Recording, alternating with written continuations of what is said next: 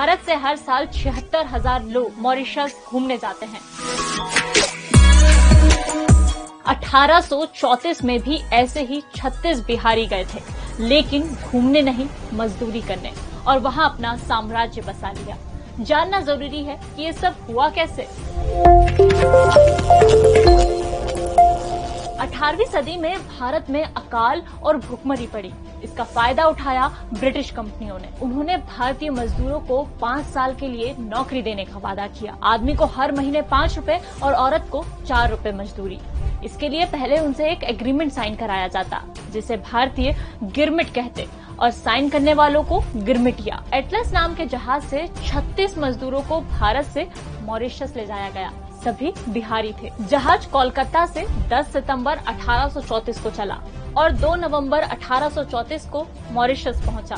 1834 से 1910 के बीच 4,51,740 गिरमिटिया मजदूर भारत से यहाँ पहुंचे। इस दौरान कई खौफनाक घटनाएं हुई।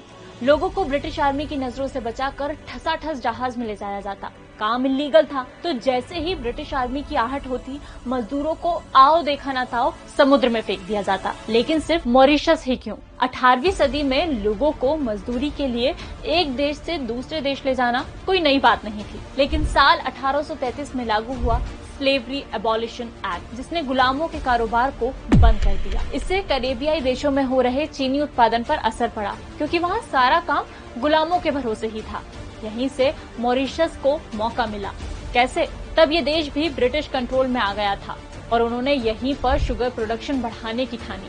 इसके लिए उन्हें मजदूरों की जरूरत थी, जिसकी भरपाई हुई भारत के गिरमिटिया मजदूरों से। 1931 आते आते मॉरिशस की 68% आबादी भारतीय हो गई और यही उनका घर बन गया। आज मॉरिशस में एक मिनी भारत बसता है। वहाँ के मौजूदा प्रधानमंत्री प्रवीण कुमार जगन्नाथ का परिवार भी गिरमिटिया मजदूर के रूप में यहाँ पहुँचा था। तो ये थी कहानी मजदूर से